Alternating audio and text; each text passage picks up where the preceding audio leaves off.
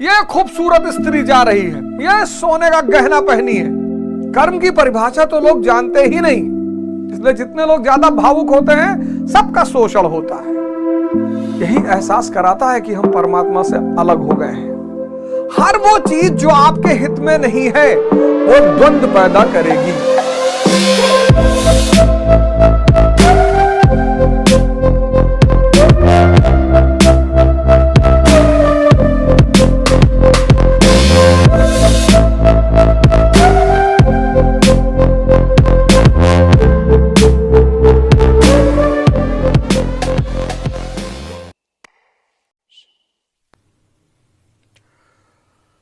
जय हिंद फ्रेंड्स, हरिओम।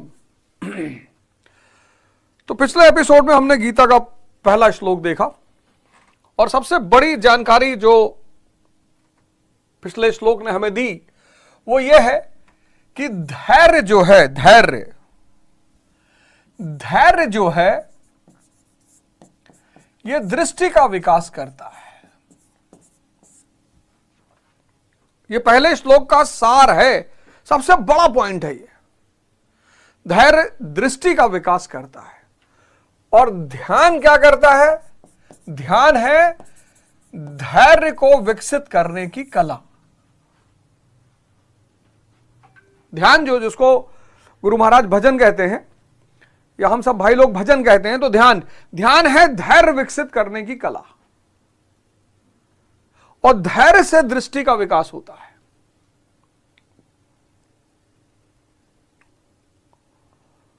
और एक बार दृष्टि बढ़ने लगे, सृष्टि अपने आप बदलने लगती है।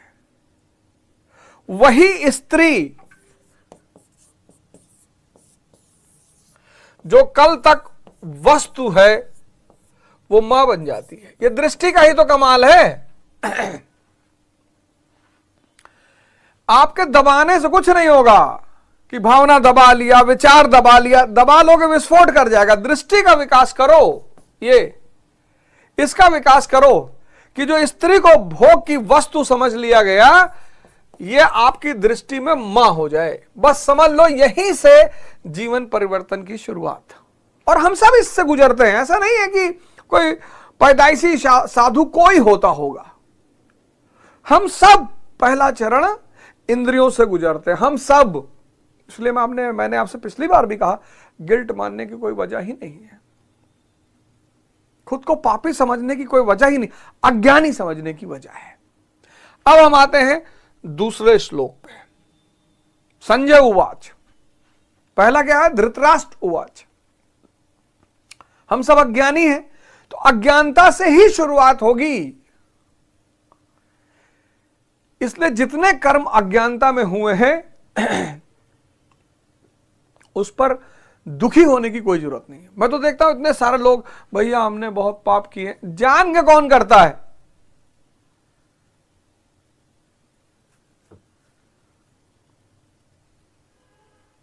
ना कोई जान के पाप करता है, ना कोई जान के पुण्य करता है। कर्म की परिभाषा तो लोग जानते ही नहीं। कर्म, विकर्म, अकर्म, आगे चर्चा करेंगे, सबकी चर्चा है इसमें। संजय उवाच, पहले अज्ञान बोलेगा, फिर धैर्य बोलेगा। तो क्या कह रहे हैं संजय?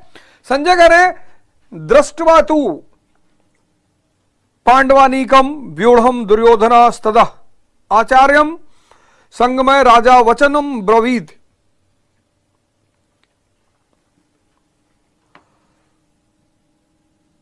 मतलब उस समय राजा दुर्योधन ने व्यूह रचना युक्त पांडवों की सेना को देखकर द्रोणाचार्य के पास जाकर कहा। अब यहां एक और कैरेक्टर आ गया, द्रोणाचार्य।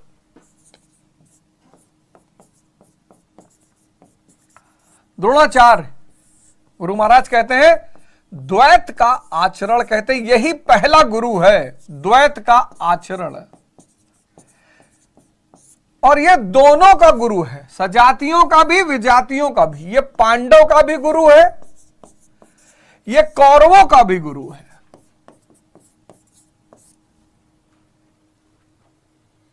द्रोणाचार्य, द्वैत का आचरण।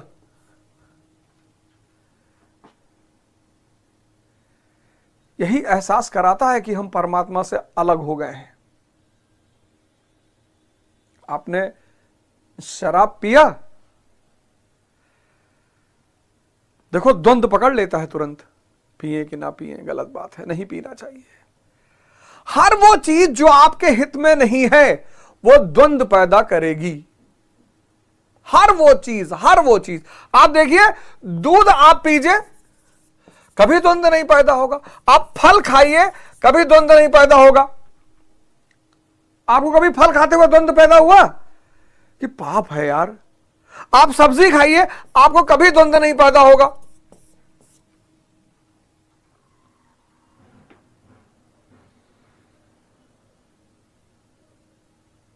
जहां द्वंद्व पैदा हो गया, द्वैत, वो एहसास करा रहा है कि छूट गए परमात्मा की शरण से, अलग हो गए। फिर गुरु महाराज इसी में दुर्योधन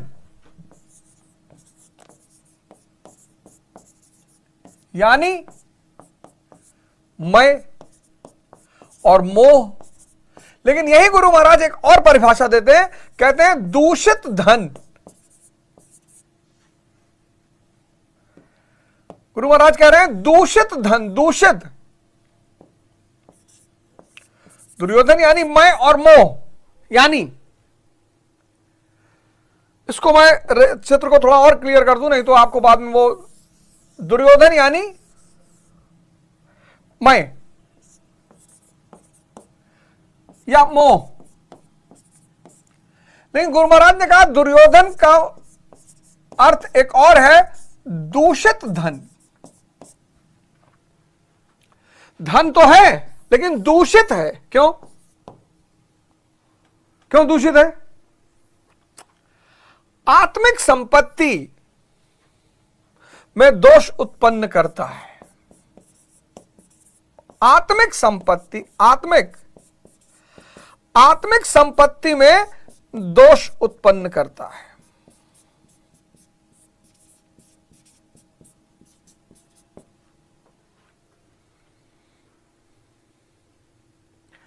भटकाता है आपको, पत्नी से बांध देगा। अब किसी से बंधोगे तो आत्मा से तो छूटोगे ही ना, मकान से बांध देगा। तो ये सब चीजों से जब बंधोगे, इसलिए गुरु महाराज ने एक और बात कही, कहा प्रकृति की ओर खींचता है, प्रकृति की ओर, प्रकृति की ओर खींचता है, यानी बाहर की ओर खींचता है। और जो भी चीज आपको बाहर की तरफ खींच रही है, पत्नी, पति, घर, संपत्ति,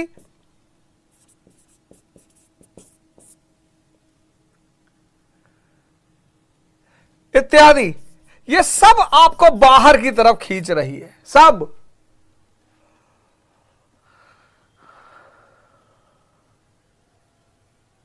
कितना अच्छा लगता है कि हम अपने पिता से जुड़े हुए हैं, मां से जुड़े हुए हैं और इन सबको प्रेम करते हैं। दूषित धन आत्मिक संपत्ति में दोष उत्पन्न करता है, बेहोश कर देता है इसको। क्यों बेहोश करता है? क्योंकि प्रकृति की ओर खींचता है, बाहर की ओर। बाहर ये मर्सिडीज जा रही है, ये टाटा सफारी जा रही है, ये हवाई जहाज जा रहा है, ये खूबसूरत स्त्री जा रही है, ये सोने का गहना पहनी है, बाहर की तरफ। इसीलिए आत्मिक संपत्ति को दूषित करता है, क्योंकि बाहर की तरफ, कहां? प्रकृति की तरफ। लेकिन गुरु महाराज एक बात और करते हैं इसके बारे में, एक बात वो और कहते हैं कि वास्तविक जानकारी के लिए प्रेरणा भी प्रदान करता है।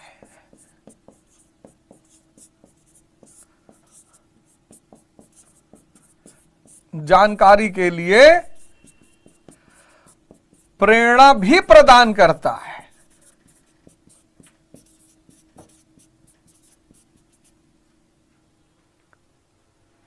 बहुत बड़ी बात है ये इतनी बड़ी बात है जो अच्छे अच्छों को समझ में नहीं आई, सब गुरु महाराज की कृपा है, सब गुरु महाराज। जा पर कृपा राम कह होई, ता पर कृपा करे सब कोई। गुरु गोविंद दो खड़े काके लागू पाए, और बलिहारी गुरु आपने गोविंद देव बताए। दूषित धन है, दूषित धन है। हीरे को पत्थर नहीं बताता। जब तक अज्ञानता का शिकार है तब तक हीरे को पत्थर नहीं कहता, कहता पत्थर। कबीर का बेटा हुआ कमाल।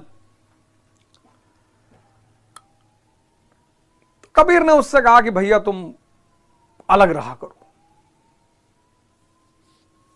कोई कबीर के पास सोना चांदी लेकर आए तो कबीर उससे कहे ले जाओ, मिट्टी काहे लाए हो।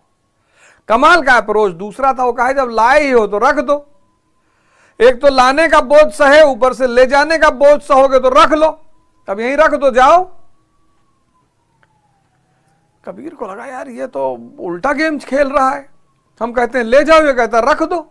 तो उन्होंने कमाल से कहा कि भैया तुम बगल में अपनी अलग व्यवस्था बना लो, हमारा तुम्हारा अप्रोच अलग अलग है, हमारा तुम्हारा व्यवहार अलग अलग है। कमाल ने दूसरी तरफ कुटिया बना ली। एक सेठ जी आए तो कबीर दास से कहे कि वो आपका बेटा नहीं दिखाई पड़ रहा है। कहीं नहीं यार, थोड़ा सा हमारे दोनों के अप्रोच में फर्क था, तो हम उससे कहे कि भैया तुम अलग हो जाओ। कहे अच्छा, तो गए मिलने।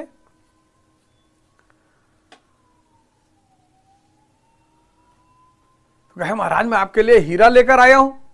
कहा बहुत अच्छा, लाए हो तो रख दो। ने कहा कि यार कबीरदास जी सही कह रहे थे, इसका तो रास्ता ही भटक गया, ही तो लगता है धन के चक्कर में पड़ गया। कहे अरे, तो कहे कि महाराज आप रख लो। कहा मेरे के पास जब लाए हो हीरा कहीं भी रख दो, अरे वहीं झोपड़ी में फंसा दो, ले आके फंसा दिए। तो सेठ जी को लगा कि बताओ संत होके हीरा रखवा लिया हमसे, और पक्का बेच बाज के खूब मस्ती करेगा ये। तो 15-20 दिन बाद आए सेठ जी कि देखें बेच उच के सामान वामान लाया।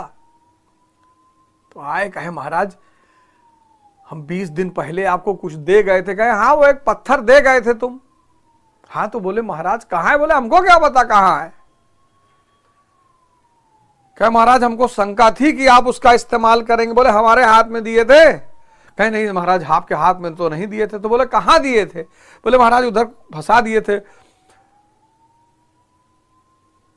तो बोले जहां फंसाए थे वहीं जाके देख लो। तो सेठ जी गए तो देखे तो वो हीरा वहीं पड़ा हुआ था। तो सेठ जी आए तो माफी मांगे। जब तक मैं है, जब तक मोह है, तब तक वो धन है, हर चीज को कीमती दिखाएगा। इसीलिए दुर्योधन यानी दूषित धन एक तो आत्मिक संपत्ति का विनाश कर देगा। क्यों विनाश करेगा? आपको बाहर लेके भागेगा। हम लोग आते तो हैं गुरु महाराज से मिलने, कहते हैं तन मन धन सब अर्पण तुमको। वो महाराज जी कहीं खड़े होकर कहते हैं कि हाँ अवध ओझा वो सारा मकान अपना मेरे नाम पे कर दो, तो दोबारा नहीं जाएंगे अवध ओझा। आत्मिक संपत्ति को दूषित करता है, मोह करता है। क्यों? क्योंकि प्रकृति की तरफ भागता है। लेकिन इसका एक पॉजिटिव पहलू यह है कि वास्तविक जानकारी के लिए प्रेरणा भी प्रदान करता है।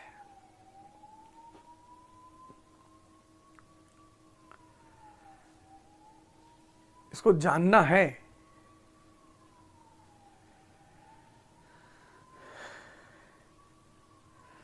इसको आत्मा के संबंध में जानने की जिज्ञासा है, बस ललक है कि देख लें उधर कौन कौन है।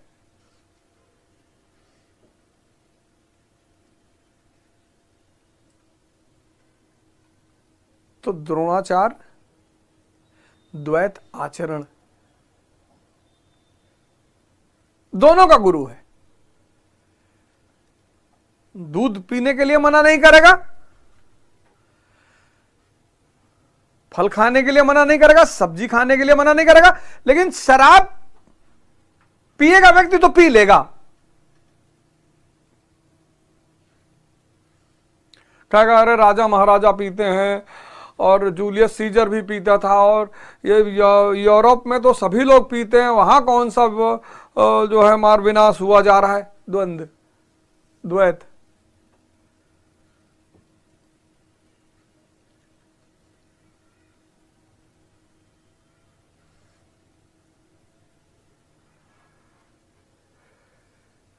तो दुर्योधन क्या है? दूषित धन है। कैसे है ये देख लीजिए। अब जब भी आप ध्यान करने के लिए भाग बैठे और जैसे ही आपके मन में विचार आए कि बड़े वाले मौसे के पास यार देखो दो फॉर्च्यूनर है, समझ लो ये तुमको लेके भागा बाहर,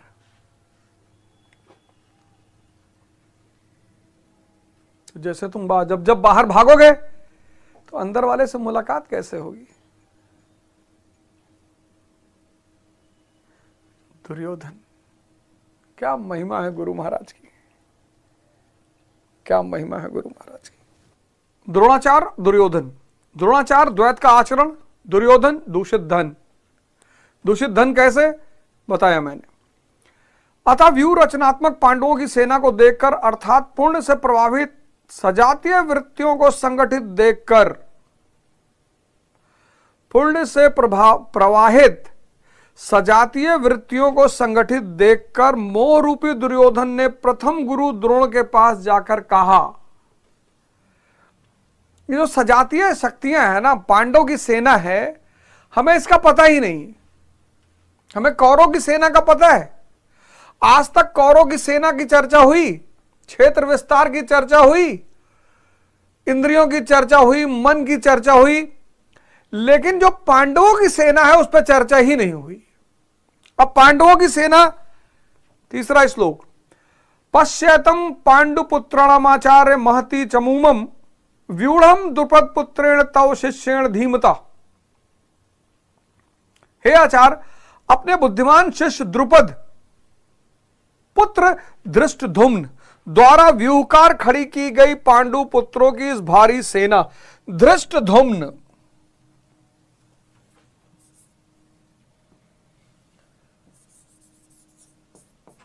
धृष्ट धुम्न, यह है पांडवों का व्यूहकार।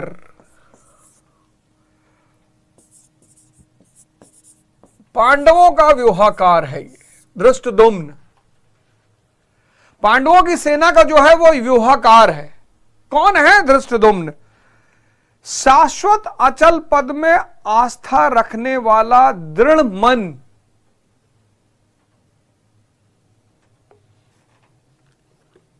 यही तो मुश्किल है। शाश्वत अचल पद में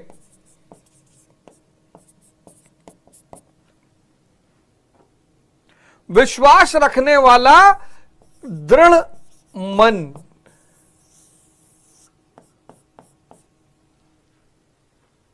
धृष्टद्युम्न, द्रुपद का पुत्र।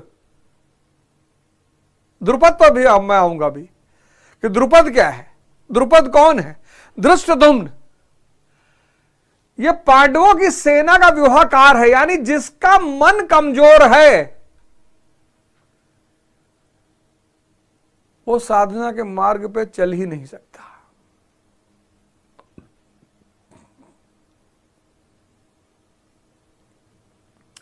चल ही नहीं पाएगा।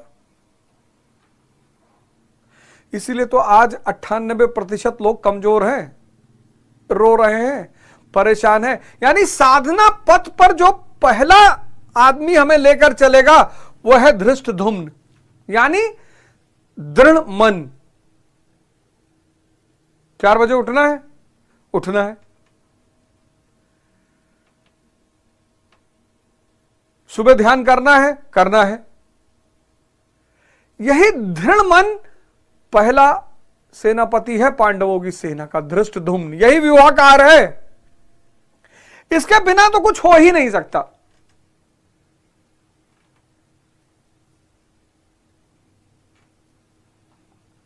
लेकिन सवाल अब यह उठा कि यह मन में दृढ़ता आएगी कैसे?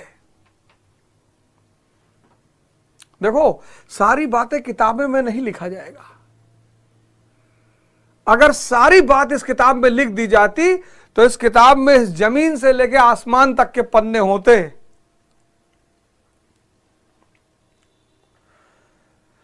तो गुरु महाराज ने कहा कि तुमको आंखें दे दी, पढ़ लो और अगर बुद्धि है तो लगा लो। अब दृढ़ मन जो है वो व्यूहाकार है पांडवों की सेना का, और दृढ़ मन पाना असंभव है नहीं सबके पास। तो सवाल यह उठा कि इस दृढ़ मन को कैसे पाया जाए, या दृढ़ मन का विकास कैसे किया जाए। इसके बिना तो कुछ संभव ही नहीं। तो दृढ़ मन का विकास कैसे किया जाए, अब यहीं पर एक शब्द मैं आपको बताऊंगा, तपस्या। किससे बना है? तप से। तप यानी हीट। अब ये तांबे का ग्लास, अब अगर इस तांबे के ग्लास को मैं बर्फ में रख दूं 10 साल, और 10 साल बाद इस बर्फ को मैं इस ग्लास को निकालूं, तो इसमें कुछ परिवर्तन आएगा? नहीं आएगा।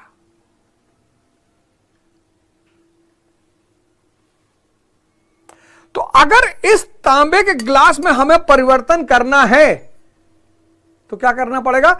इसको हीट देनी पड़ेगी, तब ताप देना पड़ेगा। ताप,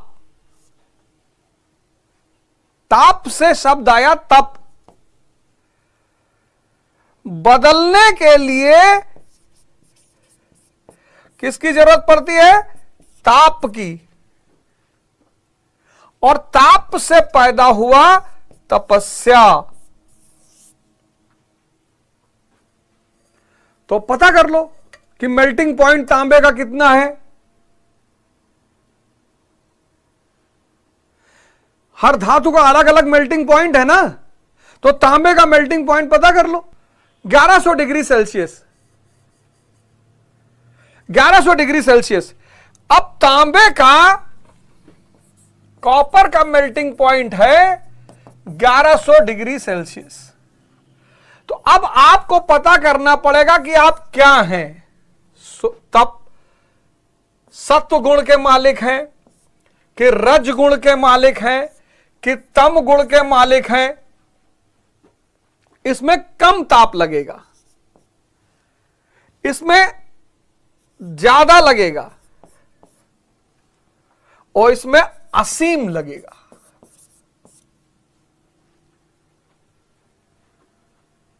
तो जब सुबह 4 बजे नींद खुलेगी ना, और आप सात्विक गुण के मालिक हैं, तो आप उठ जाएंगे। रज गुण के मालिक हैं, थोड़ा रोना गाना पड़ेगा लेकिन उठ जाएंगे। तमो वाला तो उठवा नहीं करेगा, मारो पीटो, एक बाल्टी पानी डालो,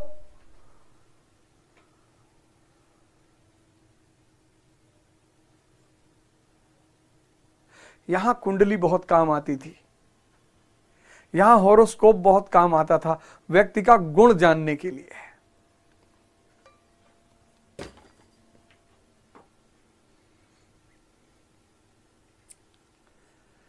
तो दृढ़ मन को पैदा करने के लिए क्या करना पड़ेगा? खुद को ताप देना पड़ेगा। और यहीं से शुरू हो जाएगी तपस्या। टेम्परेचर, तपस्या का मतलब ये थोड़ी जंगल भाग गए, वो तो भगोड़ापन है, एस्केपिज्म है। तपस्या मतलब अपना गुण पहले पकड़ना है। इसलिए जो लोग तपस्या साधना के मार्ग पर चलते हैं, उनसे तमोगुण का भोजन छीन लिया जाता है। कहते हैं गोश्त मत खाओ, मांस मत खाओ, मदिरा मत पियो, सब तमोगुण की चीजें हैं। और तुम्हें धृष्ट धुम्न बनना है, दृढ़ मन वाला बनना है। और जब शराब पी लोगे तो मन तो 7वें आसमान में उड़ रहा है, उससे कहां ध्यान कर पाओगे। इसीलिए सारे धर्मों ने शराब पर प्रतिबंध लगाया।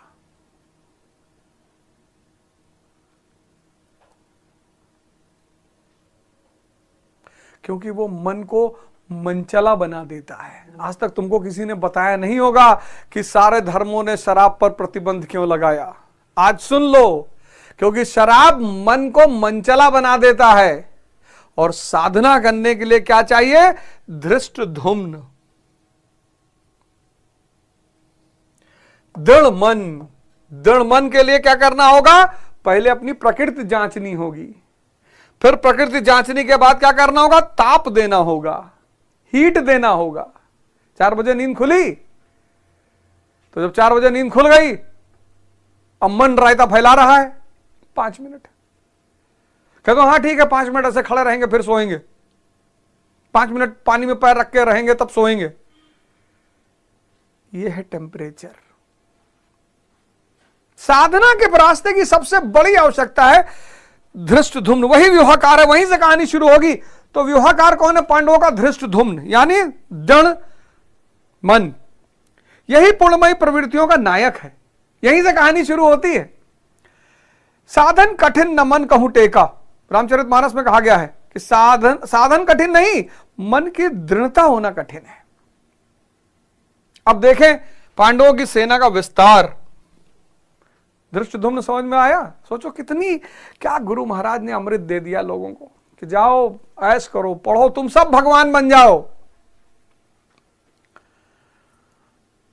इतनी सरल व्याख्या।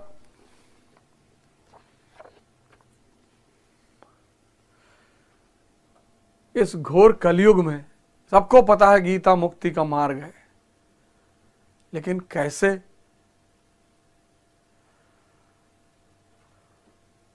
ये भारत आज जिस दौर से गुजर रहा है, भारत में कोई गरीब है? कोई गरीब नहीं है। ज्ञान मार्गी गरीब ही नहीं हो सकता। जो चेतना पे जी रहा है ज्ञान मार्गी है। गुरु महाराज के यहां लोग आते हैं, क्या क्या दान करके चले जाते हैं। गुरु महाराज कुछ रखते हैं अपने पास, सब बांट देते हैं। क्यों? क्योंकि परम धन है उनके पास, ज्ञान।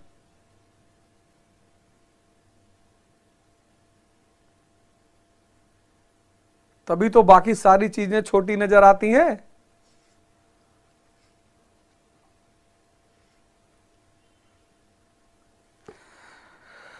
तो अब देखें सेना का विस्तार। तो यथार्थ गीता लेकर आइए, हिंदी में भी है और इंग्लिश में भी है। आपको इंग्लिश समझ में आती है, आप इंग्लिश वाला वर्जन लेकर आइए, ये देखिए। और यथार्थ गीता फ्री में भी बांटी जा रही है। लेकिन मैं आपसे कह रहा हूं कि फ्री इस दुनिया में कुछ भी नहीं है।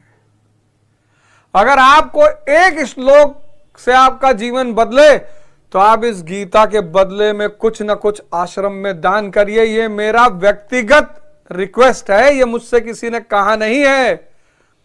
इतना महान अमृत, इतना महान अमृत, लाख लाख रुपए की शराब पी जा रहे हैं लोग।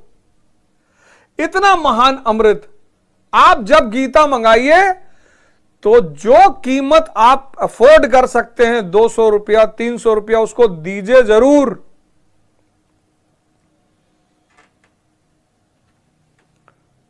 और जिस दिन आपका जीवन परिवर्तित हो जाए, तो आप जो मन में आए दे आइए आश्रम में। लेकिन गीता है तो फ्री में, लेकिन आप कुछ ना कुछ जरूर दीजिए। तो धृष्टद्युम्न, दृढ़ मन, वही नायक है पांडवों की सेना का। और आज सबसे बड़ी कमी किसकी है? मन की दृढ़ता की। सब परेशान है, सब परेशान है। मोटिवेशनल स्पीकर आपको बदल पाएगा? वो तो कुछ समय के लिए। मोटिवेशन भी एक नशा है, 4 घंटे का, 2 घंटे का, 1.5 घंटे का, 2.5 घंटे का। आप बदलिए ना अंदर से। छत्रपति शिवाजी महाराज मोटिवेशन सुनते थे, राणा प्रताप मोटिवेशन सुनते थे, अशोक मोटिवेशन सुनता था, अकबर मोटिवेशन सुनता था।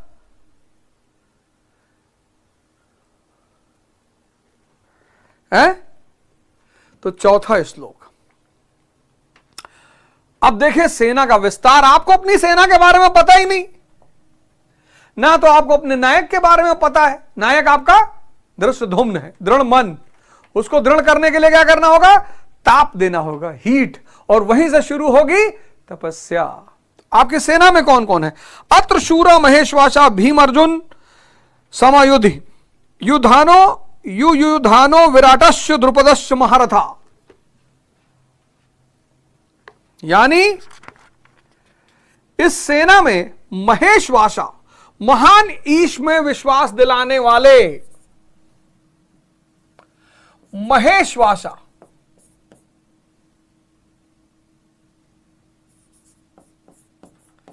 महान ईश में विश्वास दिलाने वाले,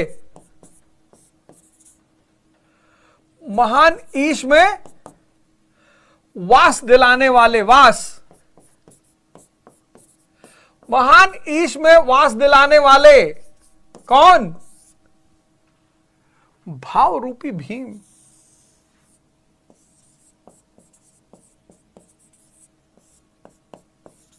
भाव रूपी भीम बहुत बड़ी शक्ति, लेकिन अगर चेतना के अधीन ना हो तो मिसयूज हो जाए।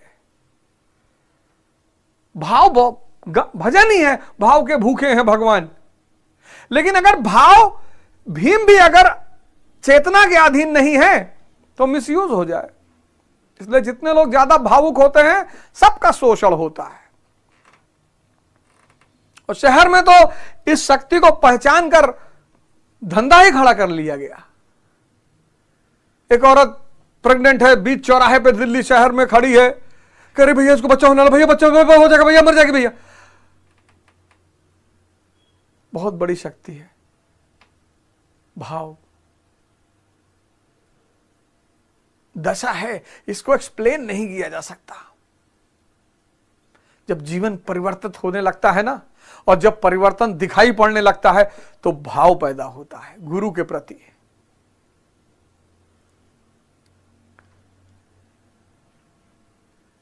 कि यार क्या बता दिया यार इस आदमी ने।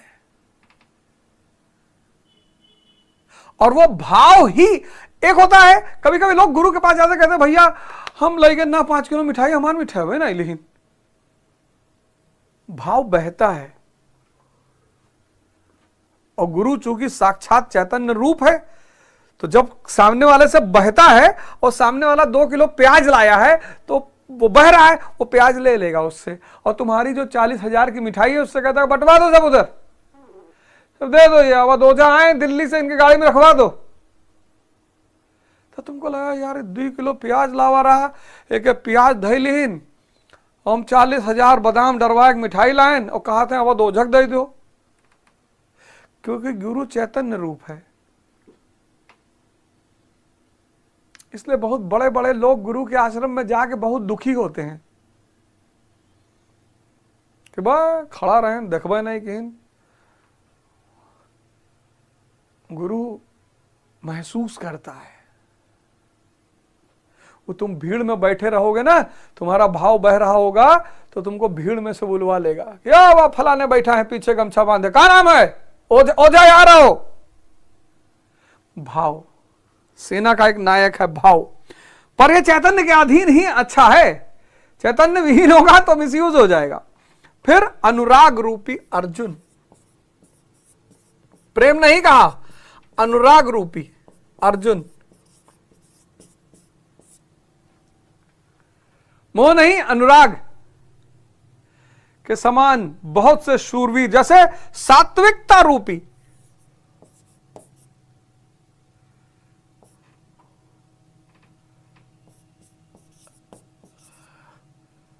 सात्विकता रूपी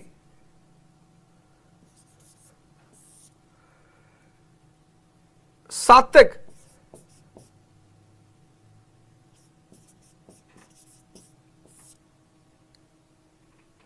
विराट, सर्वत्र ईश्वरीय प्रवाह की धारणा,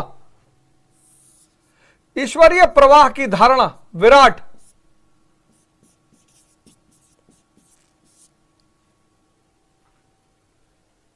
महारथी राजा द्रुपद अर्थात अचल स्थिति, द्रुपद अर्थात अचल स्थिति, अचल ऐसी स्थिति जिसको डिगाया ही ना जा सके। ये सब महान वीर हैं। अगर आप गुरु के पास लालच में जाओगे ना, आपको कुछ नहीं मिलेगा। हमसे लोग पूछते हैं यार महाराज जी से यार चले तो जो है बड़ा घर में समस्या है यार, मेरा रुस नहीं पटा थी, तो गुरु जी का करिए, नहीं जो धंधा उंधा करी थे वहां यार फायदा नहीं हो रहा, तो उसमें गुरु क्या, उसने सारे दुनिया का धंधा छोड़ दिया, वो तुम्हारा धंधा कराएगा? वो खुद का तो सारा धंधा छोड़ के बैठा है, खुद उसका परिवार, लड़का बीवी बच्चा कुछ है ही नहीं, वो तुमको उससे मुक्त करा रहा है और तुम उससे वही मांगने जा रहे हो।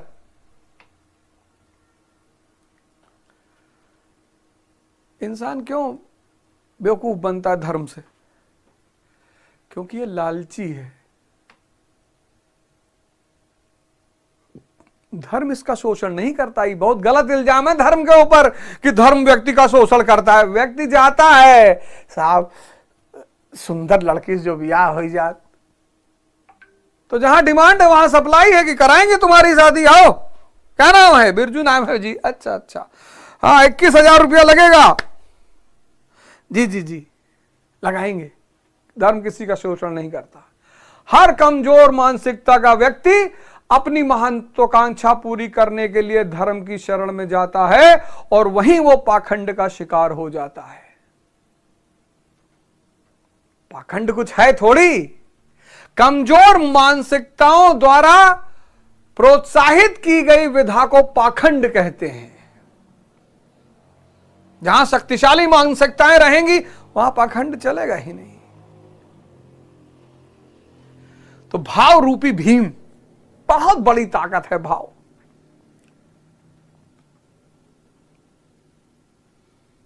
और अनुभूति की है, अनुभूति की बात है कि देख रहे हो गुरु महाराज को, रो रहे हो, वो रो रहे हो, आंसू बह रहा है, क्यों बह रहा है नहीं पता, भाव बह रहे हैं। अनुराग, वैराग नहीं, अनुराग, सात्विकता। 4 दिन से नहाए नहीं, ब्रश नहीं किहीन, कंध कपड़ा गंधा थे, सुबह उठे थे, कहा थे ध्यान करे जाई थे। सब कुछ साफ होगा तो सफाई की भी तो धारा होती है एक, यहां हर चीज की धारा है, वाइब्रेशन जिसको अंग्रेजी में कह रहे हैं, प्रवाह, विराट। ये विराट अस्तित्व सब उसका प्रवाह और अचल स्थिति वाला ध्रुपद,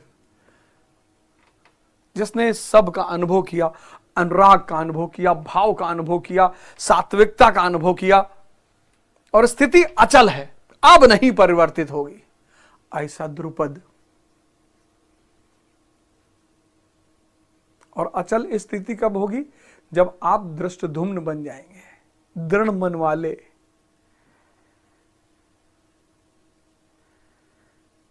आपको पता था अपनी सेना के बारे में? आपको अपनी सेना के नायक के बारे में पता था? दृष्टधुम्न के बारे में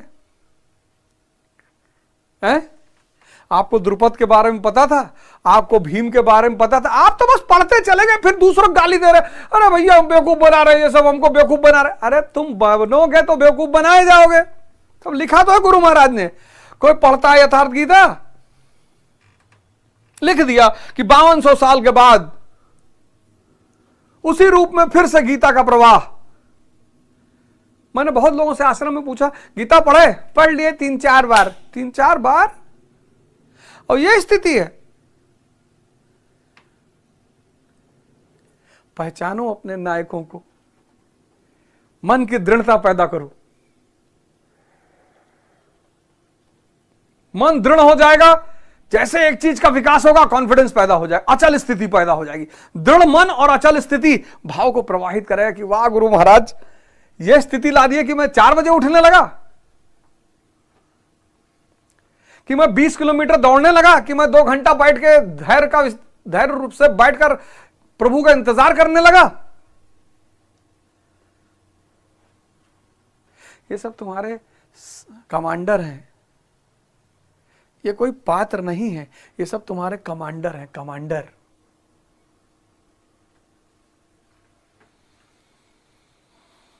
गुरु महाराज को मैं यहीं से सत नमन करता हूं, चरण वंदना करता हूं कि उन्होंने इस धरती को बचाने का एक अहम प्रयास किया, और जो गीता भगवान श्री कृष्ण के श्रीमुख से निकली थी उनको एक बार फिर से एक सहज भाषा में हम लोग के सामने प्रस्तुत किया। गुरु महाराज को चरण वंदन, प्रणाम, हरिओम।